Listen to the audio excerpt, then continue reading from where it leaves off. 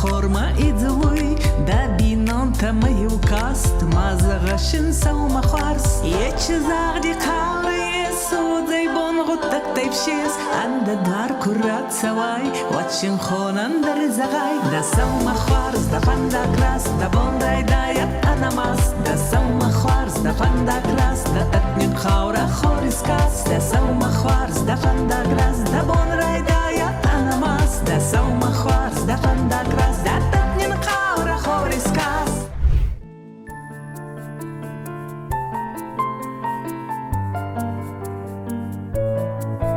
Может ли быть остинская песня модной? Может быть. Я вот на своем примере тоже убедилась. Потому что вот на последнем концерте, когда я несколько новых песен вынесла на сцену, и я просто не ожидала, что такой фурор они произведут, и сейчас они такие востребованные стали, и меня это очень вдохновляет и радует на дальнейшую работу. Любовь очень важна в жизни творческого человека, потому что без любви ничего не рождается. Любовь нас вдохновляет и на работы, и на все.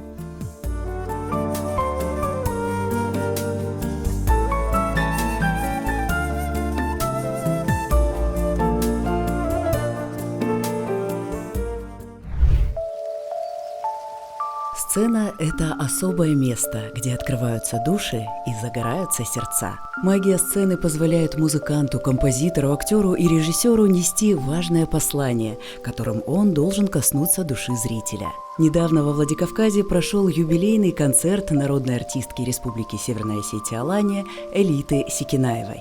Главная героиня торжества в прекрасном настроении с невероятной энергией радовала поклонников своими новыми песнями, отрывками из пьес. Это был спектакль откровения о творчестве и любви к нему.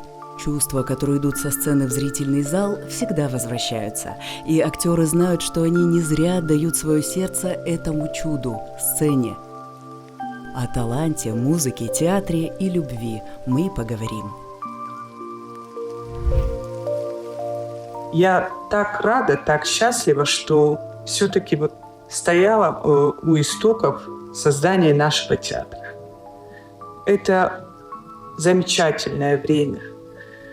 Бывало так, что когда нам вот первый автобус подарили, пазик старый, наверное, списанный какой-то был, но мы так счастливы были, что у нас свой автобус появился.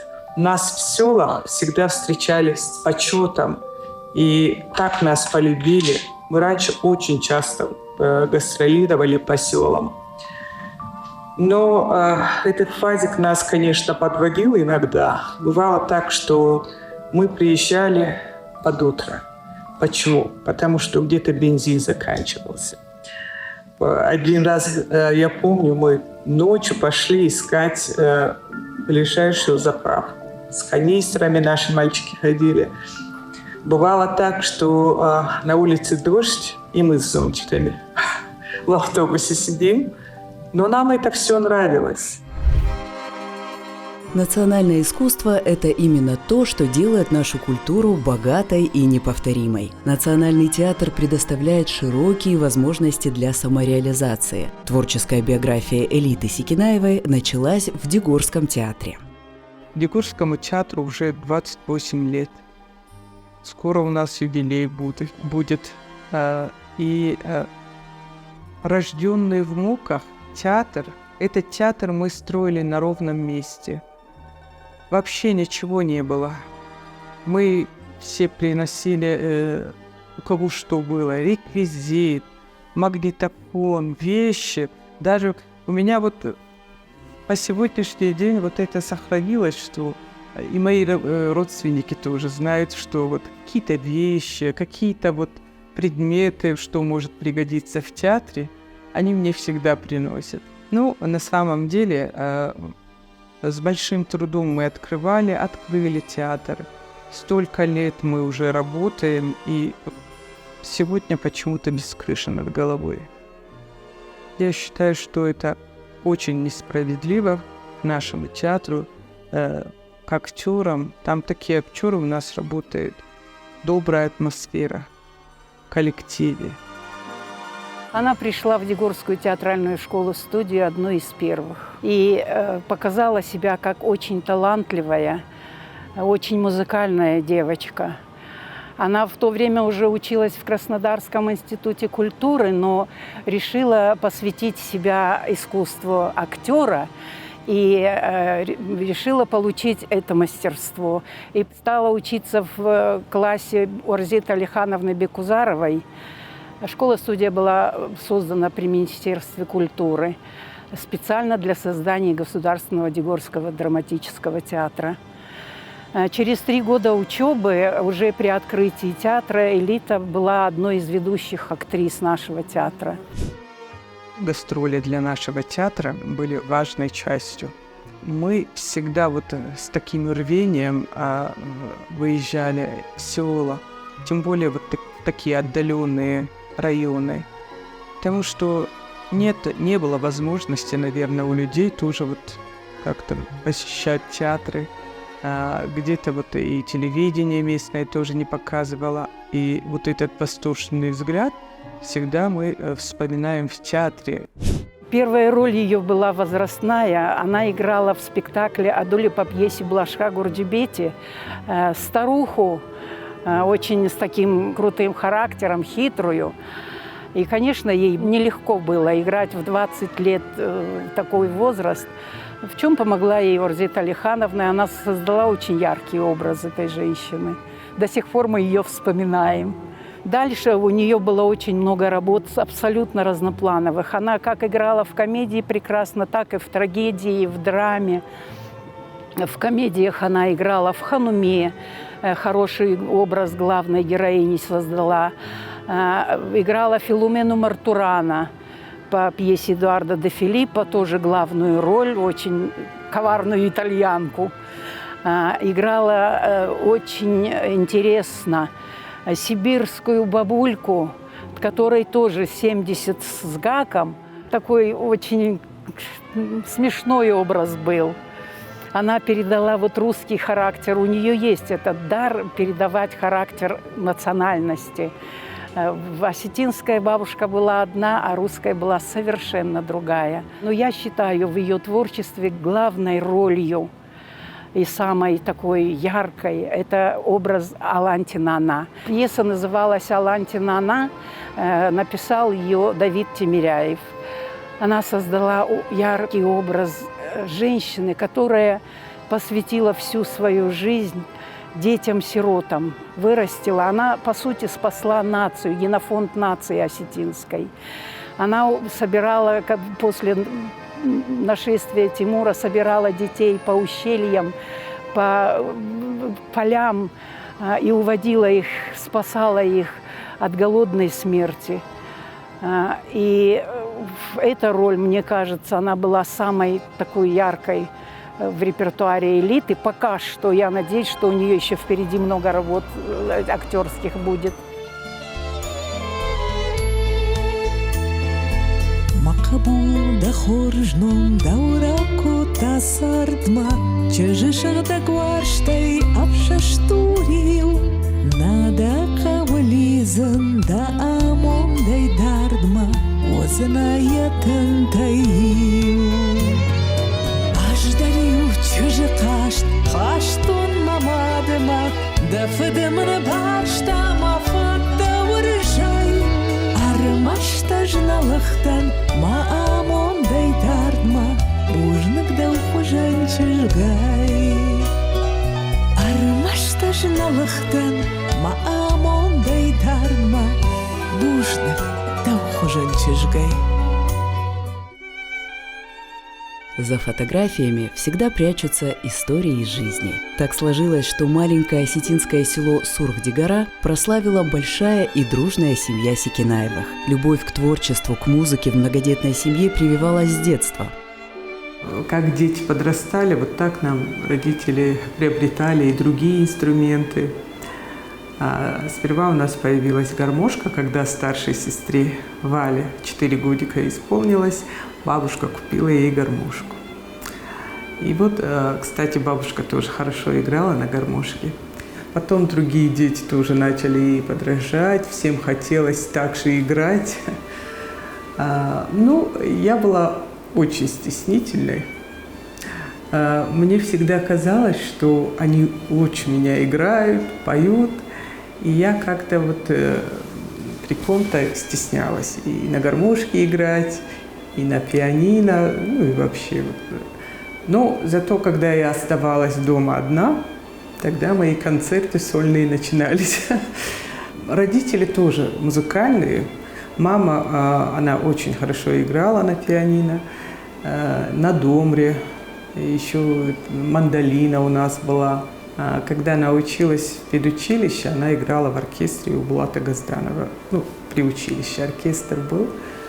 Папа очень хорошо поет героические песни. Говорят, они в молодости, когда еще встречались, тоже вот в клуб ходили, танцевали. И вот как-то вот в такой атмосфере я выросла.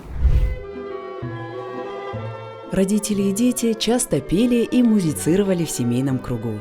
Каждый вечер старшие и младшие собирались за чаепитием, и начинался импровизированный концерт. Музыкальной школы в селе не было, нотной грамотой дети не владели, но на слух легко подбирали музыку, играли на разных инструментах. А младшая дочь Элита скромно стояла в стороне и наблюдала за этим действом. Была таким тихим, спокойным ребенком. Мисс спокойствия. И меня всегда удивляло, например, вот когда нам родители подарили остинскую гармонику, шикарная, красная, в каком-то перламутре необыкновенном. Она сверкала, она была такая вот сказочная гармошка. И мы все в очереди стояли, чтобы на ней поиграть первые дни. А это всегда в своем мире.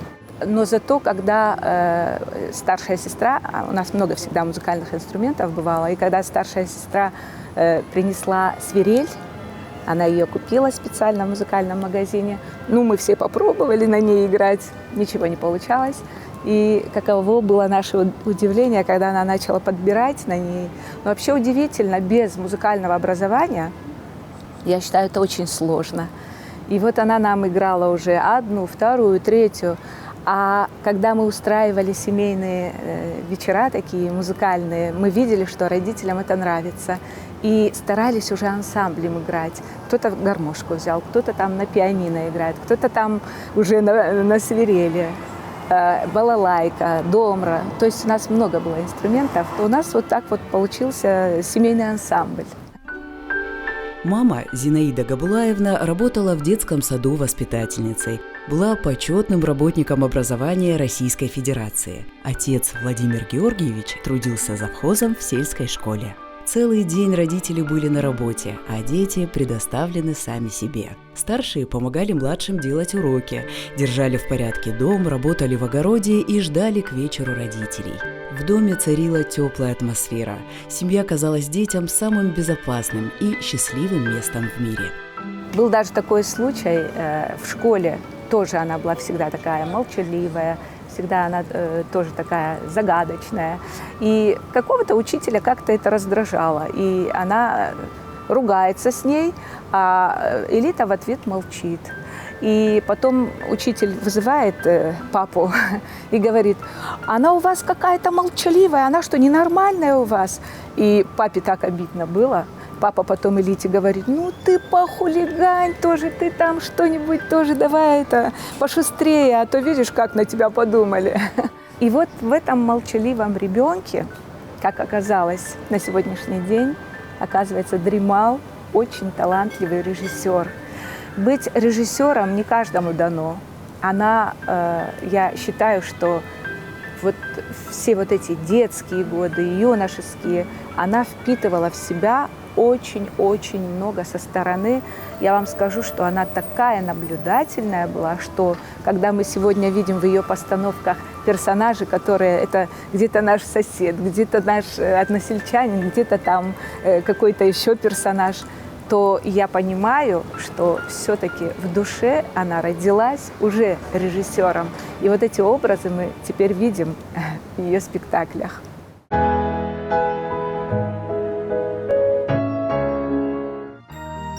После окончания школы Элита Секинаева поступила на режиссерский факультет Краснодарского института культуры. Учеба шла своим чередом. Большой город манил огнями, но по ночам ей снились горы и звали ее домой. Я, сельская девочка, оказалась в Краснодаре и поступила в Институт культуры на факультет театральной режиссуры. Почему я именно эту профессию выбрала? Я когда смотрела спектакли нашего Остинского театра по телевизору, я просто была влюблена в Арзету Бекузарову, ее роли. Я вот даже представляла себе, как бы я сыграла. И надо же было, что потом она оказалась моим любимым педагогом.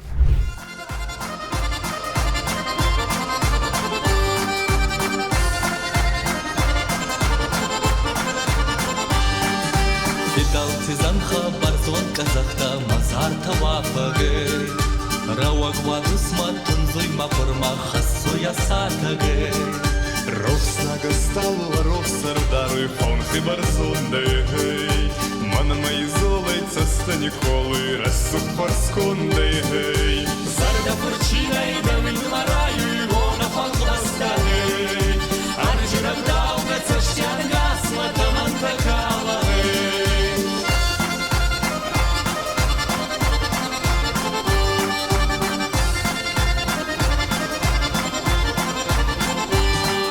Самый мой любимый проект – это Хонхагезарта, концерт югорской песни, который проводится ежегодно 21 февраля к Международному дню родного языка.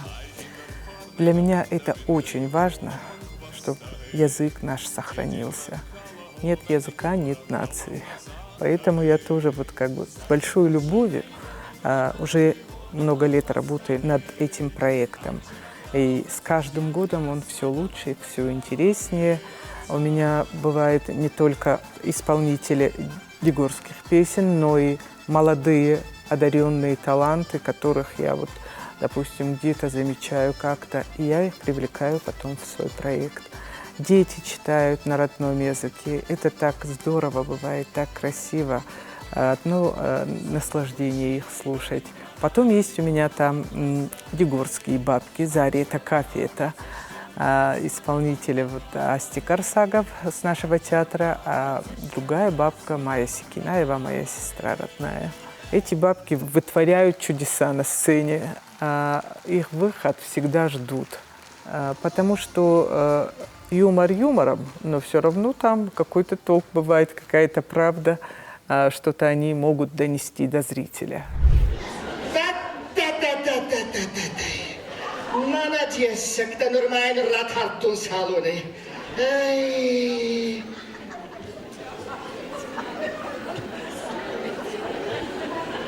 Да, дай напон. Шелбой магам права такара варта обам чизагдава, Загали на фаззагунца. Шелбой макина да балхоку фембала.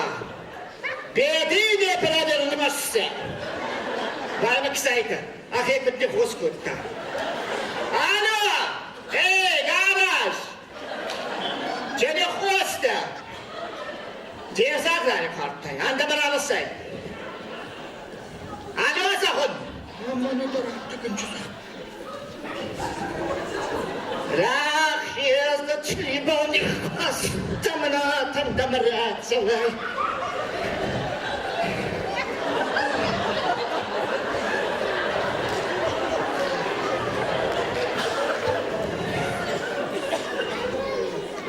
Сауди Масара.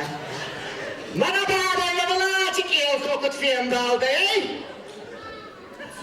Хавай шаралихтан город на цивилизации. Мами мамалаттан кунесин балдайда. Алло! Оу! Мисс Сауди. Анабара, молодец, сак. Мальчик, давай.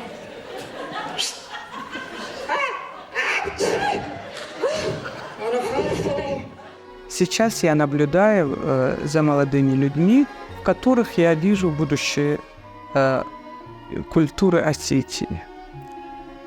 Вот совсем недавно в доме Вахтангова моя племянница, могу похвастаться, Лиана Саудеева, она дала сольный концерт. До этого тоже и в филиале Мариинского театра у нее с оркестром был концерт. Она играет на гармошке. Вот Лиана для меня открыла гармошку по-другому.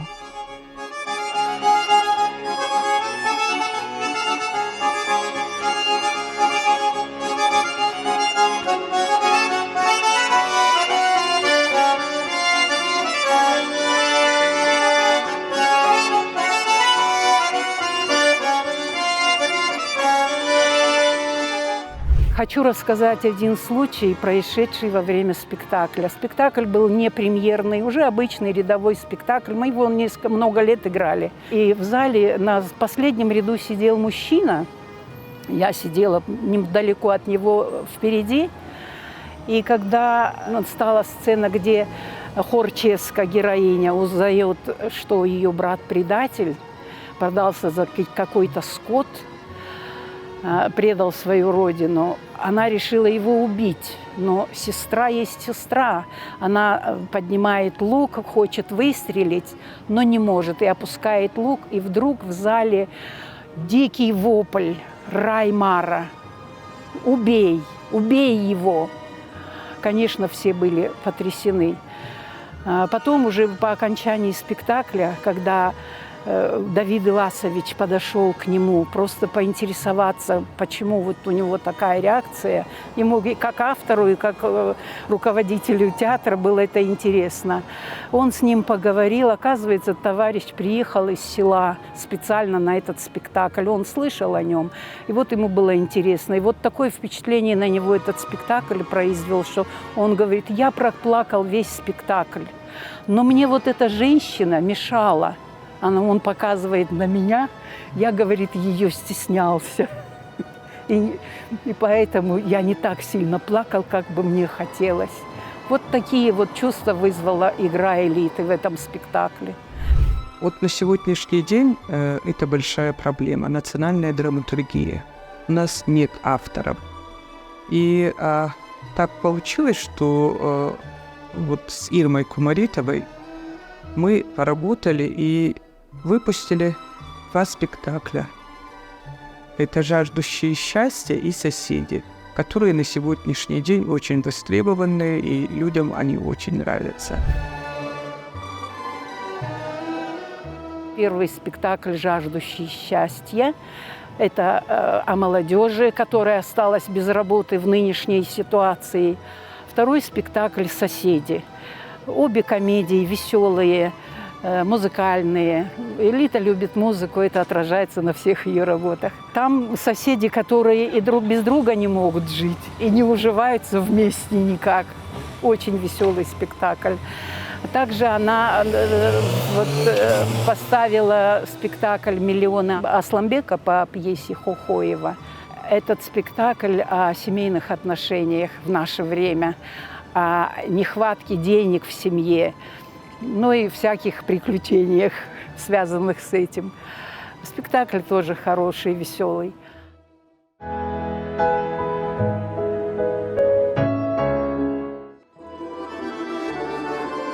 Я пришел в театр в 1999 году, и с тех пор мы с ней работаем вместе. И сразу у нас произошла какая-то дружба. И с тех пор мы дружим, общаемся, работаем вместе. И на сцене как партнеры, она еще и как режиссер. Практически во всех спектаклях я у нее занят. И я ей желаю всего самого хорошего, чтобы она в искусстве добилась самого высокого, что есть, самой высокой ступеньки. Самое главное становление артиста – человек должен быть талантлив. Этот талант нам дается от Бога. Но надо развивать этот талант, потому что если не развивать, просто как хобби, если останется, то не совсем это правильно. Надо быть работоспособным, совершенствоваться в профессии. Она в каждой работе проявляет всю свою многогранность, весь свой творческий потенциал. И в каждой работе она совершенно другая. И из роли в роль она не похожа на предыдущего персонажа. Практически каждый режиссер, он любит работать уже с готовыми актерами, у которых за плечами уже многолетний опыт. С ними всегда легко, да, потому что режиссер может в 2-3 словах обрисовать каркас пьесы, задачи, и все. Актер выходит, репетирует, получается легко, с удовольствием. А, к сожалению, с молодыми актерами не все хотят работать. Вот элита любит. У нас как, когда молодой человек получает диплом в университете, это не значит, что он уже готовый актер. Нет, они там только азы получают. А вот когда первые шаги начинают делать в театре, вот тогда с этого дня у них начинается настоящая учеба. И вот элита никогда не боялась за то, как в итоге, если я возьму молодых актеров, какой в итоге спектакль получится. Получится ли он вообще? Как они сработаются с молодежью. Причем она, молодежь, берет на хорошие центральные такие роли. И она умеет вытаскивать из молодежи то, что в них заложено изначально от природы. Для меня самое главное в работе, когда я ставлю спектакль, самое главное – атмосфера. Чтобы атмосфера была добрая. Творческий человек – как ребенок, очень ранимый, восприимчивый. И я думаю, что нужен другой подход к актеру. Потому что когда ты к актеру относишься по-доброму, тогда и отдача бывает такая же.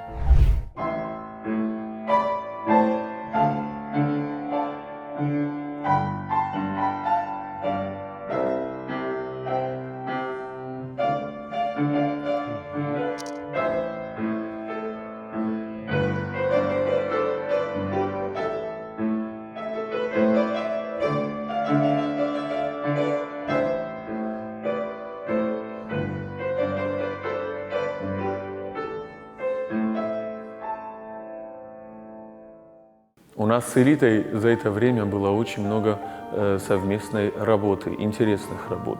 Обновили песню, называется «Колхожон Тажарок», а после сняли на эту песню клип, очень интересный, и людям этот клип очень понравился. Этот клип как добрая, светлая ностальгия.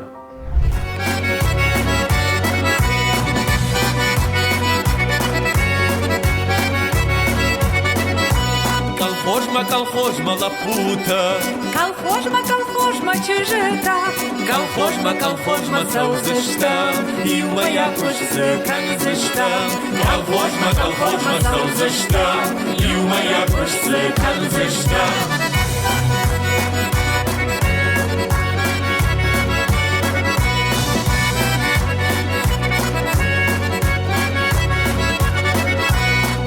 Расава худина, чина расава кавина, чина расава ардия, чина расава аформа, чина расава ардия, чина расава аформа.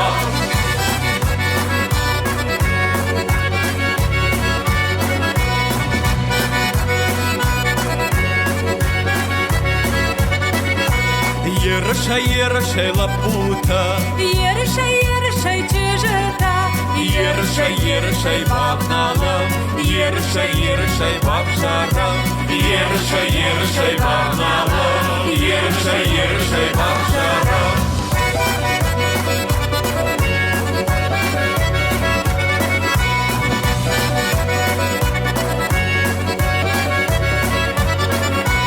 Чижитайчива шарандар, ушкуртайчива заттадар, удончин захшафтан зышты, нарком нашт манафон зышты, удончин захшафтан зышты, нарком нашт манафон зышты.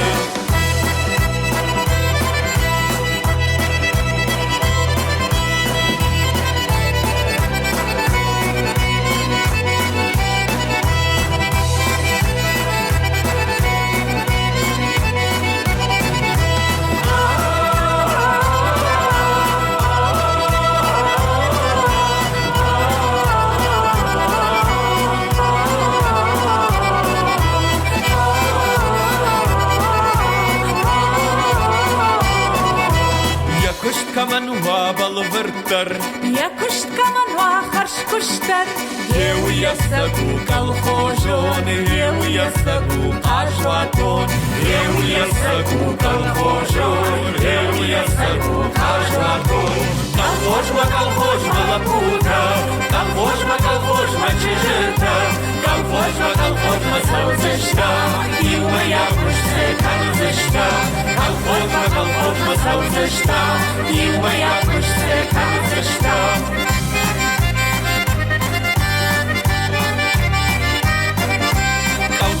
Колхозма саузышта, колхозма.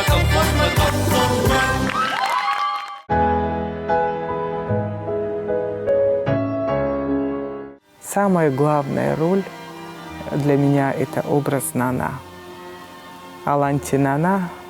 Мне кажется, вот о таких ролях актрисы мечтают.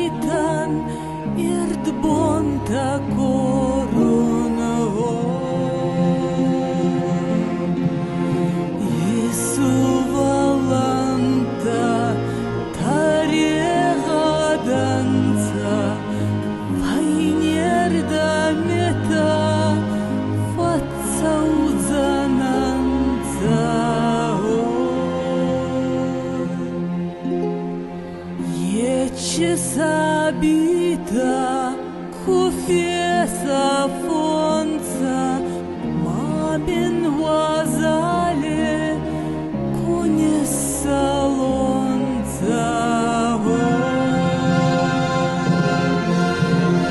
mazar davome kuraton zanay matsart menatken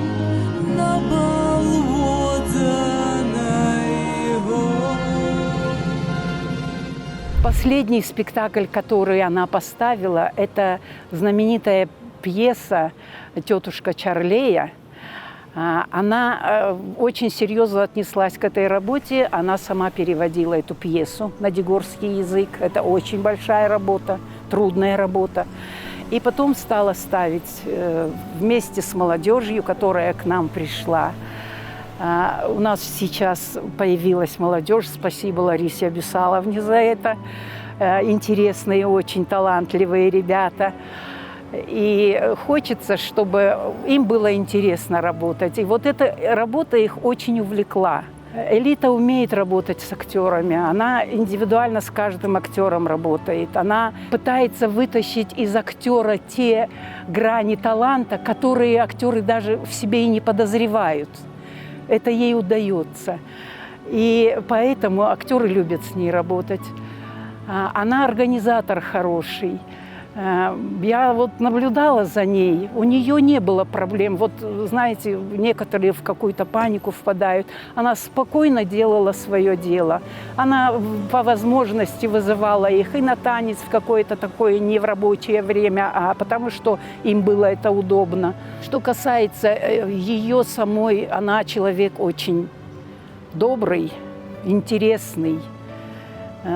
Одни, вот я смотрела реакцию публики, и на спектаклях я это часто вижу, когда она играет. Но вот я видела вечер, посвященный ее юбилею, и я увидела, как ее любит публика.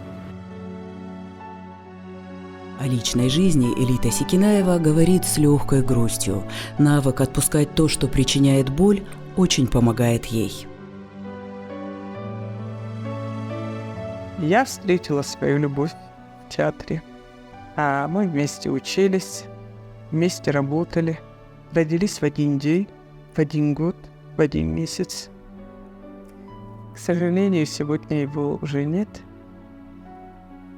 Он был очень талантливым, самый талантливый из нашей труппы. Вот кого встречали с аплодисментами зрители, это его.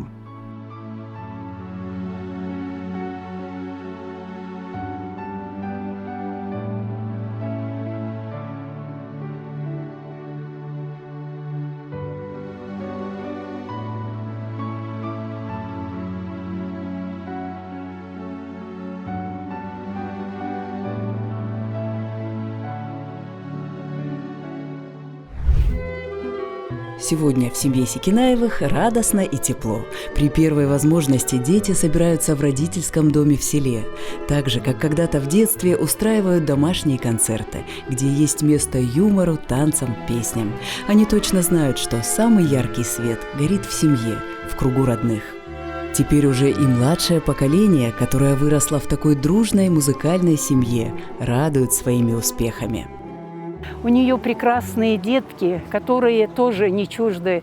Дочь вообще актриса, она в искусстве тоже, а сын тоже не ушел далеко от искусства. К сожалению, отца уже нет в живых. Это был талантливейший человек, прекрасный актер. Но вот то, что гены передались детям, это радует. Я выросла в творческой семье, и когда ты растешь в этой атмосфере, то, наверное, нет такой возможности, маленькая вероятность, что ты не попадешь в искусство. И когда я уже собиралась поступать, мама, конечно, меня отговаривала, но я понимала, почему она не хочет, потому что судьба актрисы, она немножко грустная, хоть и хорошая, но и если говорить о том, как мне работается с мамой, я бы сказала, очень легко, но и одновременно сложно.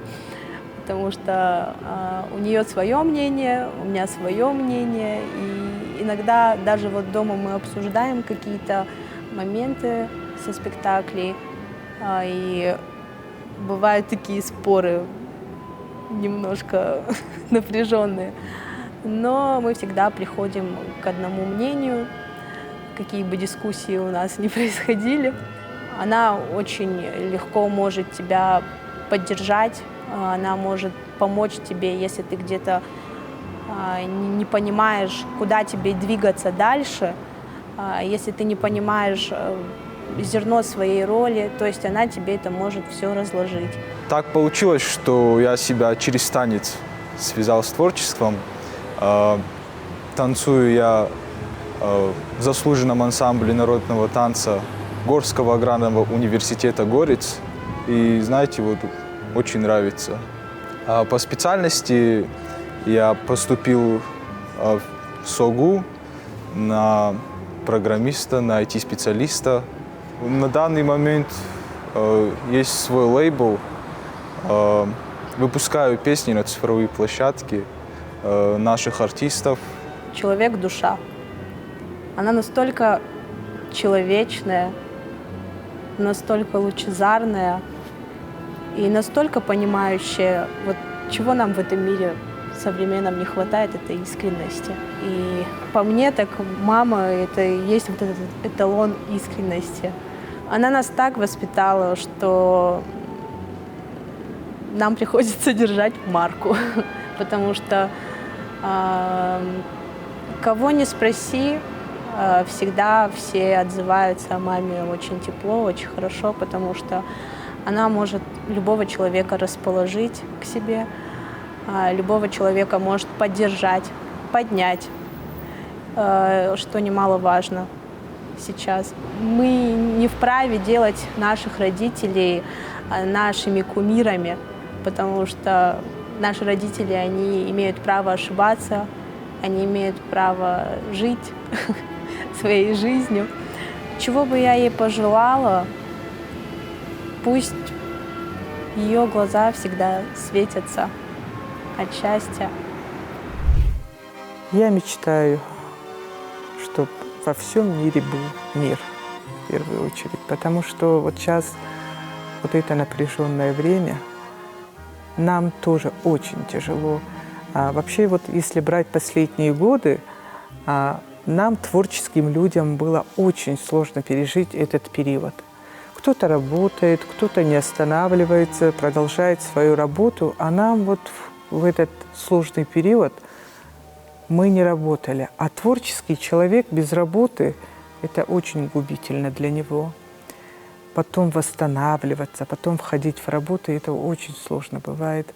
Если даже брать вот концертную деятельность, очень многие осуждали первое время, когда мы начали потихоньку выходить. Нам надо работать, нам нельзя останавливаться, что вот в мире вот такое происходит, а вы со своими концертами.